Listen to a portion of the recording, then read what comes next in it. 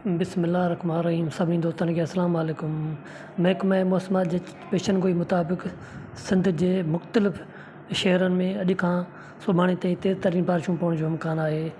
सिंध जे उतरनि इलाइक़नि सखर, शिकारपुर, खैरपुर, थरीमीरवाह, फैज़गंज, नारो, ठेड़ी ऐं ॿियनि केतिरनि इलाइक़नि में तेज़ गजगोड़नि सां बरसाति पवण जो इम्कान आहे। जॾहिं त अॼु खां बादल छाइण जो जेको आहे सिस्टम उहो शुरू थी वियो आहे ऐं जेको आहे सो तमामु तेज़ बारिशूं पइजी सघनि थियूं। जॾहिं त पंहिंजी हिफ़ाज़ती जेके बि पंहिंजा घर में आहिनि प्लेटूं वग़ैरह पंहिंजूं संभाले किथे रखो ऐं उन खां पोइ माल मता जेको आहे पंहिंजो किथे महफ़ूज़ जॻह ते ॿधी छॾियो, छाकाणि जो तेज़ बारिश पवण जो ऐं तूफ़ानी बारिशुनि पवण जो इम्कान घणो आहे।